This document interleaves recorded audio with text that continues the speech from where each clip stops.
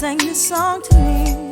There was a message in its melody, sweetest lyrics that I ever heard. There's a message in the songs of birds. Tomorrow is another day. Living is the only way tomorrow's gonna ever come. Listen to the words of the song. Everything's gonna be alright. Everything is gonna be.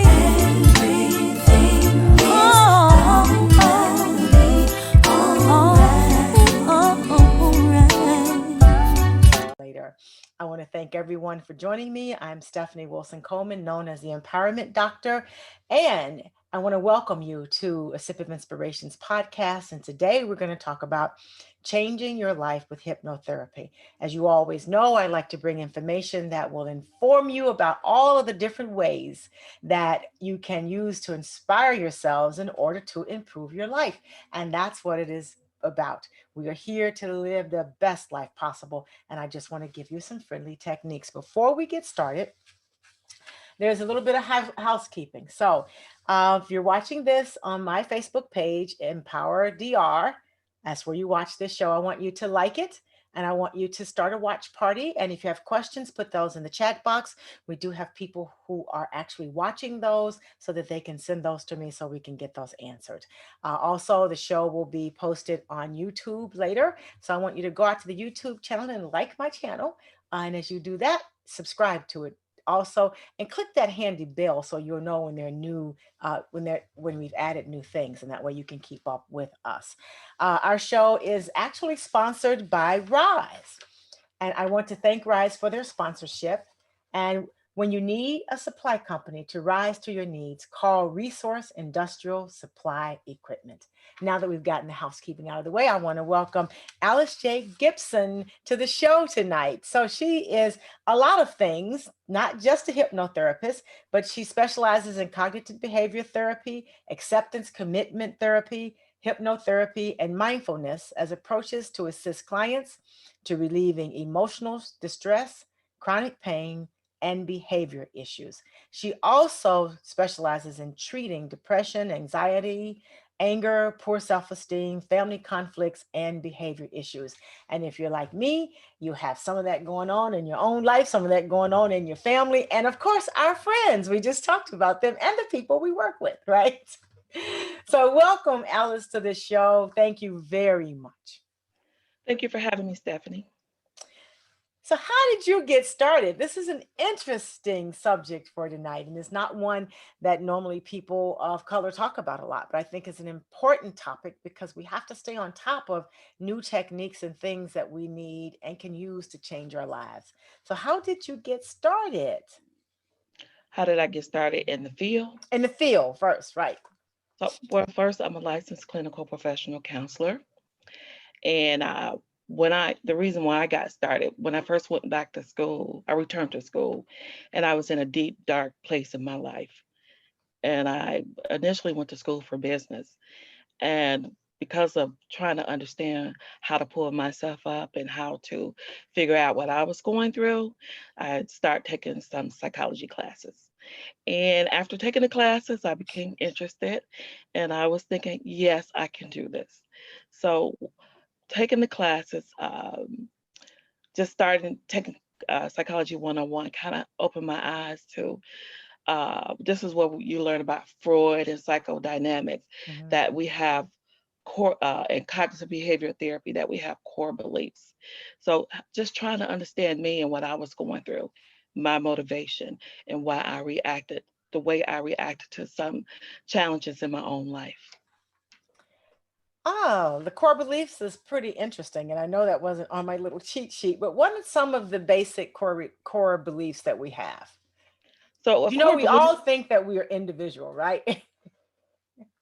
what can you core beliefs is something that we develop as a child, how we see ourselves in the world, and it depends on our environment. We can develop core beliefs such as I'm not good enough.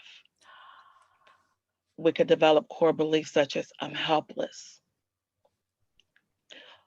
uh don't nobody like me. I can't protect myself. So there's many core beliefs that we can develop, but basically it's how we see ourselves as a child, and we tend to act out through these core beliefs. So, as you started on this path of psychology to help yourself, actually, and Hmm. sharing it with the world, um, what was one of the first things that you've noticed in your practice that people need to just sort of stop and pay attention to themselves so that they can discover? Do you find that people are just running, running, running, or are they just afraid to spend time with themselves? Uh, I don't think people are afraid to spend time with themselves. It's how they feel when they spend time with themselves. Oh. So when it's how you feel. What I've noticed when I started my private practice in 2016 on a part-time basis. And what I noticed with the clientele that was coming in, I was doing the cognitive behavior therapy and acceptance commitment therapy. But what I also noticed is that people had these core beliefs, and they were make choices, and they had behavior challenges that kind of correlate with what they truly felt about themselves. And then I also noticed that people had trauma. And so and then people are in a state of constant fight or flight. And when you are in a state of constant fight or flight, it's difficult to sit and be with yourself. And it's difficult because some people don't know what's triggering that fight or flight, and nor do they understand how childhood trauma or any kind of trauma can trigger certain thoughts and create a situation where they're in fight or flight. So, what are some of the stigmas of mental health, and how can we look at mental health counseling differently so that we can get the skills needed to live our best lives? Well, some of the stigma surrounding mental health is, oh, you're just crazy, oh, you're weak, oh, you can get over it, you can work through it, uh, you're just lazy, you don't want to do anything, uh, nothing is wrong with you. You can change things if you want to. So those are some of the stigmas, and those are external stigmas. But a person that's dealing with mental health issues also have internal stigmas, Mhm. such as like I'm not good enough, or don't nobody like me. If I go seek treatment, people are gonna know that I'm crazy. And so those are some of the stigmas, those external stigmas where the prejudice attitudes, what we see on television, a person that's dealing with mental challenges or mental health issues, they're depicted as violent or depicted as villains. So those are some of the prejudice attitudes that people have.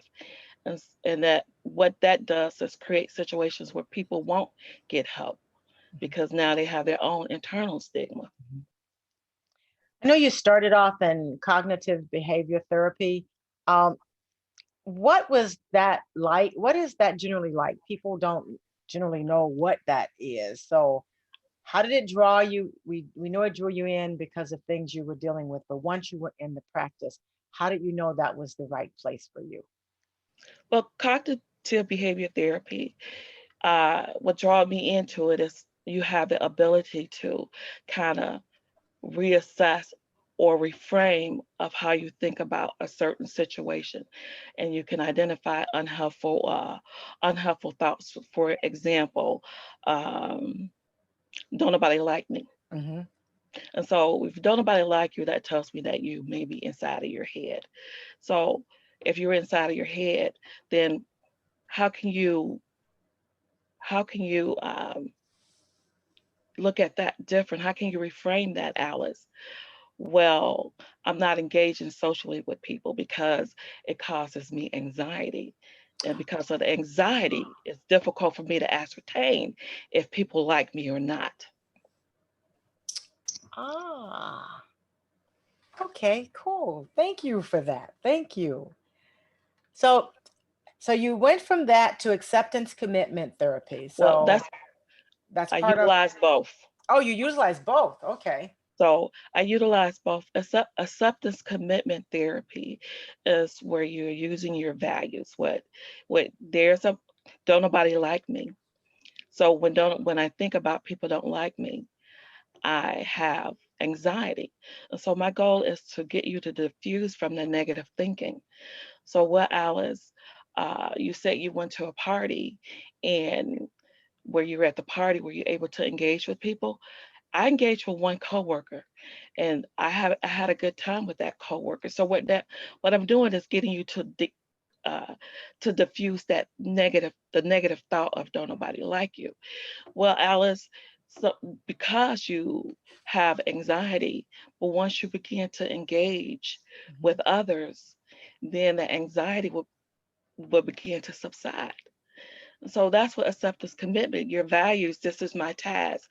So I have a task to engage socially. So if I focus on my task, then I'm not in my head. And even if I experience anxiety, I can still engage socially and not be in my head with the thought of don't nobody like me. Have you found that once people try these techniques that they're able to actually make some good progress and become and like themselves and realize that people really do like them? Well, what I found, especially with cognitive behavior therapy, one of the things that I do, I I help people find facts that people like them. And what I mean by facts is I draw from their past. Okay, so when you uh, tell me what you like about yourself. Well, I like that I'm a hard worker. Well, who else has told you that you're a hard worker, Alice? Well, my boss tells me I'm a hard worker, and my coworkers, they really, encourage me. They're really saying, "Oh, you're a hard worker." Okay, so what else do you like about yourself, Alice? Well, I like anime. So who do you share anime with? Well, I have this next door neighbor, and we talk about anime all the time. We do a Zoom where we talk about anime. So I give them facts about liking themselves. And so that's when a light bulb start coming on. Well, I guess I am likable. But even with cognitive behavior therapy, so the first you have all these facts and you begin to feel good. And then here comes a trigger. Hmm. Trigger is, well, my grandmother, well, my sister, she doesn't like me. So everything that you work towards, here comes that mental, I call it mental filter. Hmm. It comes that mental filter, and now you're just focusing on my sister doesn't like me and not everybody else who likes you. And so, and I suggest, where do you think that you're disqualifying everything that you achieve, with people liking you? Hmm. Well, yes, I'm looking at the negative, because my sister tend to be a little negative. So I need to focus on the positive. So just getting people to reframe and restructuring those thoughts. That's fantastic. So you went from that and found hypnotherapy. How did that happen? Well, these are tools that I use. I don't go from one to other. It depends on the client and what you can use. I educate the client on, hey, this is how I can help you. And I give them a choice of what they feel that works best for them. And so hypnotherapy is just a tool that I decide to learn about, because what I've learned with the majority of my clients, or most of my clients, they were dealing with some form of trauma from childhood Hmm. that has impacted the way they think and feel about themselves. For an example, bullying from childhood. So now that this person is fearful of the world, fearful of being judged, fearful if they be someone in their lives that has these bullying characteristics, they're actually really fearful, and they shut down or they go into fight or flight. Hmm. So I decided to start learning about trauma and trauma care and how to help people that has dealing with trauma. Not just when we think about trauma, we think about post-traumatic stress disorder, uh, or military people coming home from the war with post-traumatic stress, Hmm. or if someone was in a car accident, or shootings. Those are all those things are traumatizing. But we also have other type of trauma, childhood trauma, of neglect, of abandonment, of not feeling good about yourself, bullying. So Mhm. we bring those traumas with us into adulthood. So as I was learning trauma and the techniques to deal with trauma, Mhm. I also included hypnotherapy as part of something, that a tool that I wanted to bring into my toolbox to work with clients. So one of the questions I know that people are asking is hypnotherapy safe, and what is hypnotherapy? And I've got my handy dandy phone. So for those of you who have questions, please put them in the chat box and the comment box on Facebook, and they will be sent to me, and we will be certain to get them answered. Just be careful with asking questions about your friends and your coworkers. So, so what is hypnotherapy, and is it safe? Hypnotherapy is it's a guided hypnosis by a professional. And what they do is guide you into a trance-like state of focus and concentration. And um, this trance-like state is similar to being completely absorbed in a book. So when you're reading a book, you are absorbed in a trance. Like when you're at the movies, trance-like. When you are walking, you're in a Mhm. trance-like state. And so this is what hypnosis is, guiding you to a trance-like state. And with hypnosis, you are in control at all times. It's not like what you see in Las Vegas where they tell you to bark like a dog and climb a tree or take off your clothes if you're hot. That is not what hypnosis is. You have the opportunity to say, I'm not comfortable. This is not working for me. You are in control. The therapist is not in control of your mind. You are in control. But what the therapist is working with is your subconscious mind and not your conscious mind. But you are in control. I know it's like magicians in Hollywood have taken it to another level. Of Uh, course. So, so but go ahead. go ahead. They make it seem like that they're in control of your mind. Mhm. You're in control at all times, not the therapist. You are in control. You are aware of what's going on, and you are aware. You're just in not in your conscious mind, your critical thinking mind, the mind that you're making decisions. You are in your subconscious mind. Okay, so you are totally aware. So Yes, you are in control. okay, in control. So let's remember that when we consider hypnotherapy as a an option for treatment. Um, are there stages or levels to hypnotherapy? How do you get started? Well, first you have getting started is when a client make a decisions for hypnotherapy, they are making a decision to change. So if you come to me and say, Alice, hypnotize me, I don't know you. And so you get started by building a rapport with a therapist.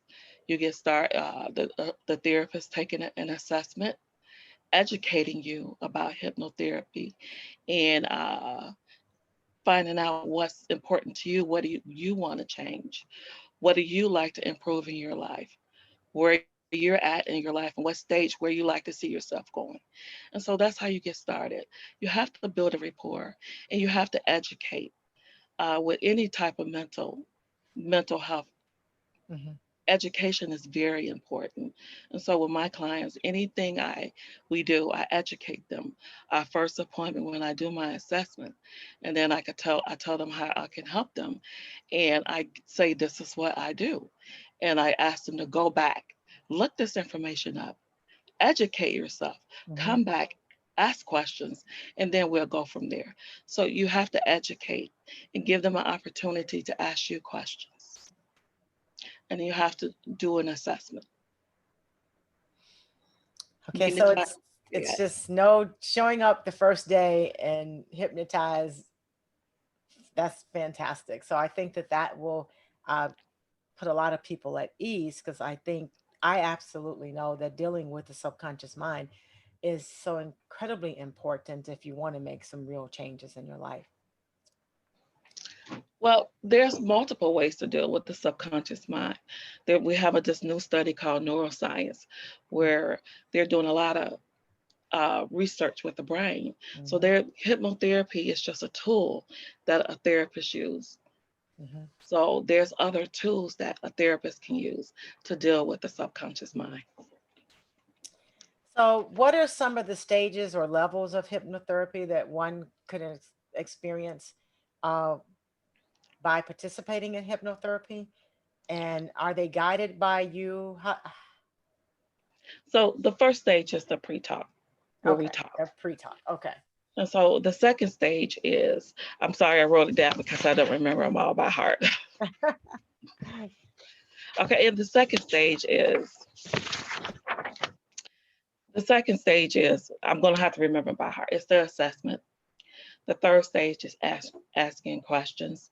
And then you go through the stage of relaxation, where you have the client relax. And then the next is the trance stage. And then the next stage is the suggestion. And then the awakening stage. Oh, wow. Okay, so it's a gradual process. It's a gradual process. So you can do all those stages in one setting, but you Mhm. definitely need to know the client and you have to meet them where they're at. So, are you asking questions or prompting questions during the process? Or, Well, once you get them, well, prior to actually getting to in your assessment, when you get to know the client and you're gathering information about the client tells you what they want to work on. It's not what you want to work on as a therapist because it's not about you, okay. it's about the client. Right. So, what are some conditions that where hypnotherapy won't work? Well, if a client has active psychosis, Okay. you may not want to. You may create a situation where you may exacerbate those psychosis, or if a client has personality disorder, Okay. so you may exacerbate their anxiety or whatever challenges they may have, or if a client just want to be hypnotized and if they're not and they don't know why, uh, they may not be open. So a client that's not open to it or that's resistant to it, they may have some challenges with it. So how would I know we after the assessment and you've just the client has made it clear as to what they want to work on. How do they prepare for the hypnotherapy session? Well, we do the pre-talk, they prepare. Part of the preparation is they're sitting in a chair, feet flat on the floor, hands flat on their lap, and then the therapist proceed to. There's different ways to help a client to get a client into a trance-like state. You can do relaxation breathing. You can do where their eyes are fixated on the light, or you can ask them to visualize a happy place. And so these are the steps you use to get them to that trance-like state. But I have to tell you that a client has to trust you Mhm. in order to allow themselves to go, to go into this trance-like state. And they are going to remember it. So I was just thinking, you're right. Some of those things we do when we're in the movies or walking or meditating, just like you said, okay, we just don't connect the two with being like a form of hypnosis. It's Yes, you're in a park and you're focused on whatever roses or birds or whatever you see, that has your complete attention at that moment. and you are in a trance-like I state. see. Yes. Okay. So for those of us who were a little fearful, we know that we do this all the time now. Okay. So, and then I can see where we are in that same state too, because a lot of times we'll get that negative memory or belief and we just fixate on it. We just stay focused on it. No matter what anyone says, you're just there. And once you're there, that negative belief can cause an emotion, and that emotion may be depression, anxiety, or some type of distress. And then here comes maybe a behavior. A behavior may be to avoid a situation, or behavior may be to just go off on someone, so some type of behavior once those core beliefs are triggered. Oh, okay. I'm just sitting here thinking, all of us can go off on someone. So, what core belief was triggered? Okay. Well, it depends. It depends. Uh, I have a client, he becomes so angry. I mean, he becomes really, really angry. And the core belief is I'm helpless. So when he feels helpless, instead of shutting down, he becomes angry. And so therefore he goes after the person that he's communicating with because he feels helpless. Part of it's not being able, I don't feel like I'm heard, so my needs are not getting met. So now here's the trigger. I feel helpless. That's the core belief. Now here comes the anger. And so this person is in the fight mode. Mhm. Oh, thank you for that. So, um, in preparation for hypnotherapy, are there special clothing? You just come as you are? No special clothing, you just come as you are. And Like however you show up in your therapist's office. okay. So, However you show up in your therapist's office. Because remember, you have a rapport with this therapist. mhm. So what are some of the techniques you use? Because I know you have, I'm sure there's multiple ways to conduct these sessions, but what have been some that you found most useful and helpful in your practice? Well, for my practice with hypnotherapy, I talk when I'm doing helping the client through diaphragmatic breathing Mhm. or guided meditation or mindful meditation.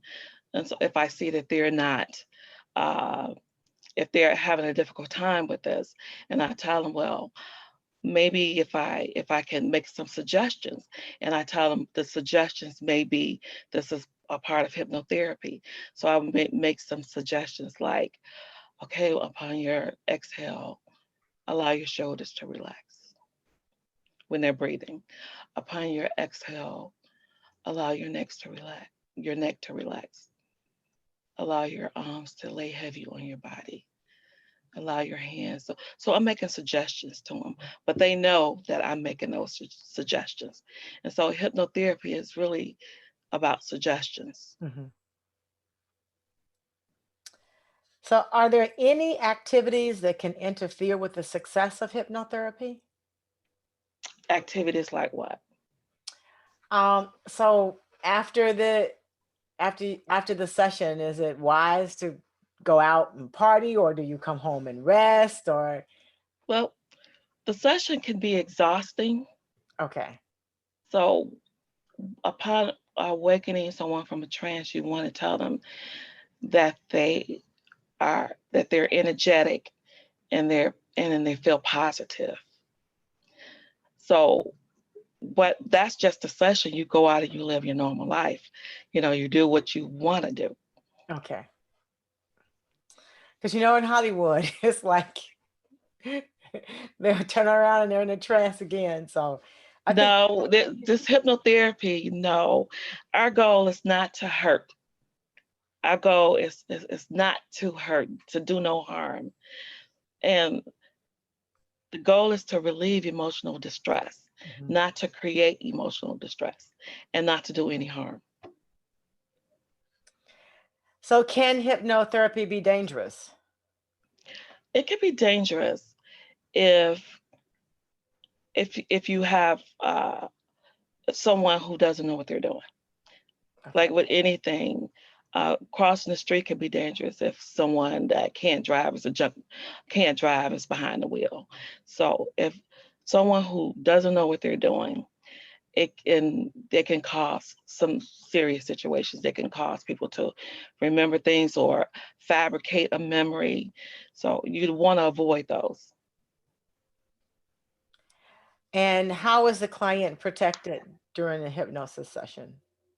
Well, you, they're educated Okay. and they know that they are in control at all times. Okay. And the therapist is working on what the client wants to work on. And because they are in control, that's their form of protection. Okay.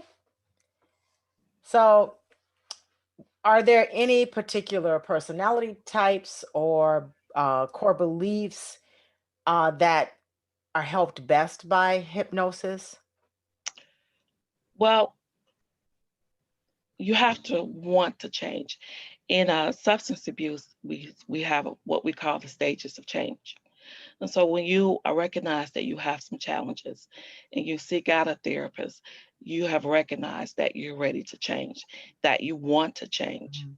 And so people who are willing to change tend to fare better. But if a person has a personality disorder, through the assessment, you determine that there's a personality disorder, they may not be a good candidate. Okay. So, you offer these with all of the other services as needed or as a best course of action for the client. So it would be, so not everyone would be a good candidate for hypnotherapy, but if it is, you recommend the hypnotherapy also I recommend it as a tool, as a tool. Okay.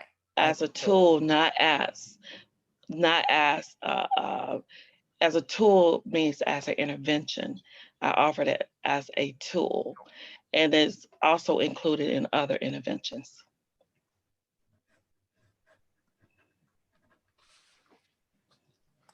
So when you are treating patients with like chronic pain, what are some of the techniques that, because we know people do experience, a lot of people experience chronic pain. As a matter of fact, there are a lot of articles written that in the US we're very bad at treating chronic pain. And not only are we bad at treating it, when we do treat it, we give you addictive Medication. medications, right? So, on the chronic pain, what are some of the techniques that you use to help with chronic pain? Well, with chronic pain, I use relaxation breathing, guided imagery, mindful meditation. So one of the things that I do, I get the person through relaxation breathing to completely relax. And then I do what is called a body scan for them to scan their bodies. First, I start with the left side, then I go to the right side, and I tell them just scan, visualize as you breathe in that the oxygen is going to that part of your body, Mhm. and you are releasing any discomfort. I don't call it pain; I call it discomfort, and that you're releasing discomfort. So as they do the body scan, as they're breathing, and part of it is for them to get them to concentrate on their breathing because most of the time people are in their head fighting the pain. So, and I say, if I tell them if you have any thoughts, you can allow, you can don't fight the thought, allow the thoughts to float away on in the ocean, on a cloud, or a leaf. But go back to the breathing because the breathing is so important. And through visualization, they get to see their bodies and actually feel their body and actually isolate the pain. And they go straight to the pain and they begin to visualize themselves breathing in oxygen into that pain. And as I say, it's okay. Here's my suggestion. It's okay to release that discomfort. And then as they exhale, they're releasing the discomfort. And and then I get them to scan again. We go through maybe 5 or 6 scans where they're releasing the discomfort in their bodies. And after, I tell them I'm going to count backwards from 5 to 1, but continue to breathe. And when I get to 1, I say you can slowly open your eyes. And so their pain has come sometimes from a 10 to a 2, Mhm. or sometimes from a 10 to a 3, Mhm. or 10 to 0. So the goal is for them to continue to with the relaxation breathing and the body scanning. The more they do it, they'll get used to it and it becomes a habit. Fantastic. As you're speaking, I've noticed my breathing is slowed down and relaxing, and it's like this is wonderful. Yes, and we don't give ourselves a chance to literally just pay attention to our bodies. We're just not taught that in this country for some reason. Well, because we're taught to, what's the word? We're taught to not to want to feel. We don't want to feel pain. We don't want to feel discomfort. So we're taught not to feel those things. So we will avoid it. We will medicate. We will do whatever we need to do to not to feel any discomfort. So I do have a question. So have you been able to use hypnotherapy or some of the techniques for weight loss? Everyone is trying to lose weight. No, I haven't. Okay, so it's like everybody's trying. Oh, God. Well, I go ahead. well, one of the things what I'm finding, because I use multiple ways, what I'm finding is targeting what's triggering what's triggering the cravings. Sometimes when people, what I'm finding is if people are uh, feeling lonely, that may be a trigger for food. Or if they're feeling anxiety, it may be a trigger. So, and this is transparency with myself. My son is looking for a place, he's looking to move out. And I noticed that for the past couple of months, I have been eating more. So I have been feeling a little sad about my son leaving the nest, and I'm an empty nester. So I keyed in on this is what's going on. You are sad because this young man is getting ready to leave, and now it has increased my appetite for sweets. So I caught myself that I'm sad, and that has been triggering me to want sweets. See, you want us to make friends with our feelings, right? And to look at what's really going on inside of No, to be attuned with your feelings them. Yep, to feel it, to just allow ourselves to feel it. and to determine why am I upset? Why is why does with me, why is it that my son leaving is bothering me so bad? Then the thought is, here's the thought, I'm gonna be lonely. I'm gonna be by myself. I've never been by myself. So now this gives you the opportunity with that cognitive behavioral therapy to start reframing. Mhm. Yes, I know. I that's one of my concerns is God, when I get old, who's gonna take care of me? So, so, one of our questions from our Facebook group is how long does a session usually take on the average? Well, sessions are 60 minutes, but you need more than one. Most people think that if you come in and you get one one treatment of hypnotherapy and then everything is all better. But just like when you're trying to change a habit, Hmm. when you do something repetitive, or I'm not going to eat sweets. So every day for the next 30 days, you don't eat sweets. So now on that 31 day, you don't have any desire for that sweet. And so with hypnotherapy, it's repetitive. It's that it takes more than one session. What's the average number of sessions generally? I know that could change by persons. It could change per person, and it could be anywhere from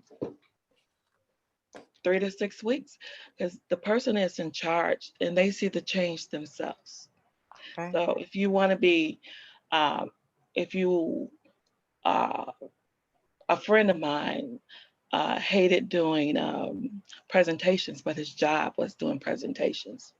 So just him being more assertive, he didn't think he was assertive. So him being assertive, so we work with his assertiveness through hypnosis, hypnotherapy for about 4 weeks. And so now he's very confident in his ability to do presentations in front of anyone. Fantastic. Do you do group therapy as a family? I do group therapy. I do family With a therapy. family, I'm Yes. sorry. Yeah. Yes, I do family therapy. Yes. So when you do group therapy, are all of the sessions with the family, or is there individual time also? Well, with group therapy, it could be all with the family. It could be just one person. Hmm. Uh, it could, but it's in the aspect of what's going on in the family dynamics. So if I have a group with my family and the problem is communication and we're arguing and fighting, so if Alice, I want to meet with you alone because maybe it's me who's triggering it. So I can meet with you alone under group therapy, but if we're working on what's going on in the family dynamics. Okay, and can it be used as a confidence builder? Man, we're getting questions in after people realize, yes, you are in control. We've got questions coming in. So, Yes, can it be you can used as a use it. confidence builder? Yes, you can. And do you work with children? Well, not for hypnosis, I don't. I mean, uh, I work with children, but I like them at a certain age, at least 15. Okay. Oh, so you like to work with them when they have a lot of stuff going on. Well, I never looked at it that way. Okay, so I just remember when I was 15, it's like I didn't know if I was coming or going most days. So, Hmm. so when you work with children, what do you find some of their issues are? Um, just, just I guess generally speaking. A lot of bullying, Oh. self-esteem, which the bullying impacts the self-esteem. Uh, a lot of social skills, not knowing how to make friends. Mhm. Um, a lot of stuff, a lot of stuff. I dislike myself. I'm ugly. I'm Mhm. this. So those are some of the things I work with children. Oh, that is so sad to hear that kids are experiencing that. I know we read about it, but to actually sit Zoom to Zoom with the counselor, it's like, oh gosh. And does it work with abuse situations? And they don't specify if it's substance abuse or physical abuse. Substance abuse, I'm going to send you to intensive outpatient, Okay. and that's where you do about 4 or 5 groups, three Okay. to 4 days a week. So I'm not a substance abuse counselor, so I don't get into the substance abuse. So if you come see me and I do an assessment and it's determined that you have a problem with substance abuse, I'm going to recommend an intensive outpatient groups for you. Okay. And do you find working with men is easier than working with women or vice versa? Did a man ask this question? Once, I'm gonna be honest, once a man get into a therapy session, they really like it. They are, they are in here, and they're working it. It's difficult to get them in, but once they come in, they really like it. And then they absorb the skills that you teach them, Hmm. absorb it, and then they have someone that listens to them because a lot of times, the men that I see, they don't feel that they can do anything good enough. They don't feel like they're being heard. I was in a family session, and this came up where the husband was talking to the wife, and she internalized it and made it about her. And he was like, "You see what I mean? You're not listening. You only hear what you have to say." So, so with men, they have someone to listen to them, objective, no judgment. So they tend to like it a lot. And what about women? Women like it too. Okay. Women are more apt to. They really gravitate towards being in tune with their emotions. Hmm. they gravitate towards that, and they gravitate towards change. And so women are more apt to identify the behaviors that really brought them into seeing a therapist. Men are not, they will point out what other people have said about their behaviors. But when women come, they're more in tune to why I'm here. This is what's going on with me. This is what's happening. This is happening in my marriage. This is affecting my job. These things are affecting me.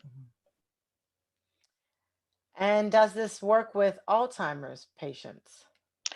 I've never treated an Alzheimer patient, so I can't tell you if it does. Okay, it looks like we've got the group questions in. If there are more, I'll hope that I have my little handy dandy telephone. So, so what are some of your success stories that people can relate to? I have a good one today. I titrated her down. When I say titrated her down, that means that she was seeing me weekly. Okay. And from seeing me bi-weekly to now she's seeing me once a month. And so when I started seeing her, she had a lot of anxiety and her thoughts were all over the place. And everything was, I have to do everything. I'm responsible for everybody. And that was during the height of the pandemic when I started seeing her. She was working from home. She had the homeschool. Her kids are home now. And then she had a preschooler. So she had to work, cook, maintain the house. If she didn't do it, everything is going to fall apart. And was trying to get her husband to help, but he wouldn't help, and not the way she wanted him to help. Mm-hmm. So to see her go from that first meeting where she was crying and so anxious that she started breaking out. And when I spoke with her today, she was laughing, skin clear, and she gave me this example. She said, "So my husband and I had a situation, and he started making these accusations. Then I said, no, that's something that you have to deal with. That's something that you have to process. It has nothing to do with me. Until you're ready to talk about what's going on with you, come find me. But I am not." So she's learned how to set boundaries. Mm-hmm. She's used the techniques, the breathing. She's used what I do, emotional freedom tapping as well. The emotional freedom tapping. I do other forms of tapping. She's used the meditation. She's used those techniques to really help her to control the anxiety, learn how to set boundaries, and then the cognitive behavior therapy, that she doesn't have to be in control of everything, and that she doesn't have to do everything. She has a husband, she has children, she could delegate. So her story, I have other success stories, but because we spoke so recently, hers was the first one that came to mind. And I love emotional freedom tapping. I love EFT. I think it is fantastic. So it's like, I love it too. yeah, glad to know you do that. So those of you who don't know what it is, that is a treat in itself.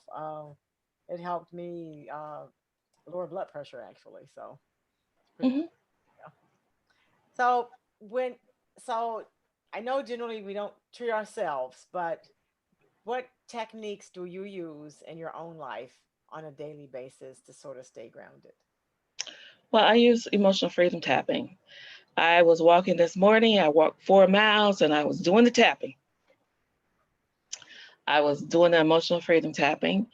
I use physical activity as a way to stay grounded. I meditation. Mm-hmm. And so one of the things that I love to do is gratefulness in the mornings. And what gratefulness does for me, it takes me from feeling some kind of way to feeling hopeful. And then once I'm feeling hopeful, I can get into my meditation. So I meditate in the mornings, and then I get up and I engage in physical activities. Cool. I never considered combining tapping with walking. That's pretty cool. Well, it is cool, I have to tell you, because you can do the tapping as you walk. Mhm. And so that's translate because you're focused and fixated on a thought and alleviating that the emotions that's attached to the thought. That is so cool. Let's see. What is the best time to start therapy? Middle of the week, beginning of the week, or after you start to feel the stress? Well, anytime, even when you're feeling distressed. So one of the for me, if you come in my office distressed, you will not leave distressed. So if the mornings work for you, if the afternoon, it doesn't matter. You get the same type of treatment. And can this help what is known as angry person syndrome? I don't understand what's an angry person syndrome. I didn't know that was a thing. Is that a Me thing? either. I guess that's just someone who's angry all the time and who just gets angry at the drop of a hat. Well, therapy can help with the anger because it's something that's driving it. Right. So for that person, the answer is therapy because you have to determine what's driving it. And then you can transform it, but you've got to determine what's driving it. And that's through working with a therapist and processing the anger and determining the core beliefs. And that's how you can get to what's really driving the anger. So where are you located? My office is located 4550 West 103rd Street, Oak Lawn, Illinois. Okay, repeat that for those who have pencils. Let's get our pencils and pens now and piece of paper. So I want you to remember this. So what's the address again? 4550 West 103rd Street, Oak Lawn, Illinois. And do you have a website, email address, or phone number you'd like to share? I have an email address. I have an email address, which is Positive Affirmations, POSITIVEAFFIRMATIONS, B as in boy, H as in Harry, S as in Sam @gmail.com. And then you can look me up on Psychology Today. And there's a number on Psychology Today that you can contact me through. Okay, so I want everyone listening to be sure that you share that information, use it yourself. I think everyone should have some therapy. I just think therapy is pretty cool. I do. So I love therapy. So, um, Can you tell why? I mean, maybe your audience would be interested in why you love it. sometimes you know what's going on, but you're too close to it to define it or even understand it. And when you're that close to it, it's hard for you to know uh, what's driving it. And then if you have a life where you've been fairly successful, it's difficult for you to even talk about it because that seems to make you feel like an imposter. So you need to get out of that and away from that to someone else who can help you with what's driving that emotion, what's driving those feelings, help you remember that you aren't as powerless as we make ourselves to be. Um, and that's why I like it. I think that other person working with that person that's not you is a healthy way to approach the changes you need to make in your life, and to have another person looking at it helps a lot too. We often get it wrong if we are studying it ourselves too much. If we're looking for, oh my God, that pain right there, that's cancer. Oh, I'm going to die, right? When it's not that generally, as you said, we carry things from our childhood that we buried that we don't even think about anymore. And that's driving a lot of things. Sometimes we carry things for years that we forgot. I remember a relative of mine used to always complain about another relative and some things they did. And just out of curiosity, I wondered, when did this happen? So I asked, well, when did that happen? And it was like 30 years ago. So it's like we just carry things that sometimes we're not aware that we're carrying them. Yeah. and have the counselor work with you and help you with that, I think is pretty cool. And then sometimes this is one time you can take some time for yourself and distress, where you're not always having to uh, look after other people. And that's something that we don't do a lot anymore in this society, is actually set aside time to figure out who we are and what we need to accomplish in this life. So I think hypnotherapy is pretty cool. I want to thank you for actually sharing it with us, so that we know that it is another tool in helping us be our best selves, another tool in helping us de-stress, so that we can go and save the world. Because I always believe that we are somebody's answered prayer, but we can't be that answered prayer if we're hurting. So I want to thank you. I want you guys to remember that Alice is located at, what's your address again? 4550 West 103rd Street, Oak Lawn, Illinois. And she can be found on Psychology Today if you want to reach out to her. And there'll be a phone number on that website where you can get in touch with her. So we are at the end of our show. And I do have one quick question. I have to ask this one. It's like, uh, AKA angry black woman / angry black man therapy. It's like, Say that again. somebody would wait to the end of the show to ask the question. So what's the question again? What about the angry black woman and angry black man therapy? Is there therapy for that? I don't.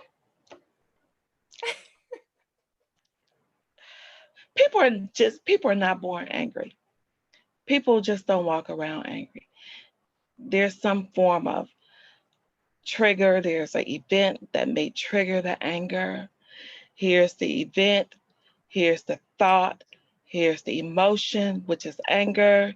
And then here's the behavior: yelling, fighting, aggression. So it's something that's triggering it. It's people just don't come here angry.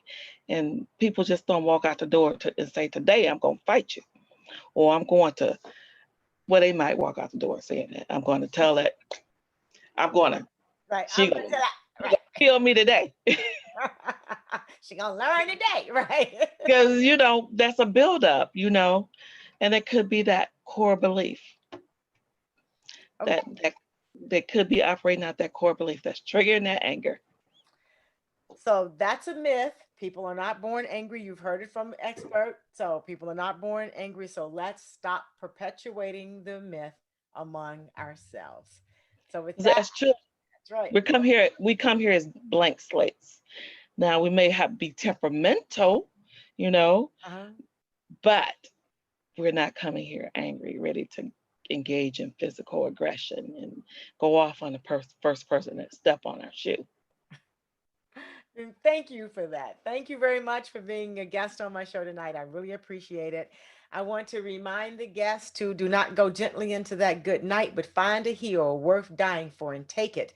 Be the person you've been waiting for, and to make today so awesome that yesterday gets jealous. Above all else, do it your way, and may this day offer you just what you need in each unfolding moment. Be inspired, and to further notice, celebrate everything, and remember, you are somebody's answered prayer. I'm Stephanie Wilson-Coleman, the Empowerment Doctor, and it has truly been my pleasure to be here with you tonight. Thank you, Alice, and I wish you all of the blessings and all of the success in the world. Until next time, you're welcome. Until next time, good night. Good night. Greetings, I'm Stephanie Wilson-Coleman, the Empowerment Doctor, and today I want to encourage you to dream big. Decide what you're going to accomplish today, and remember, you are powerful and creative, so get it done. Every obstacle presents an opportunity, so don't shy away or shrink when you see obstacles. Always keep your focus on your goal and make a plan. Believe in goodness. Believe in the goodness that surrounds you, whether you see it or not, because I assure you that it is there. With those tips, I want you to go ahead and make it a great day.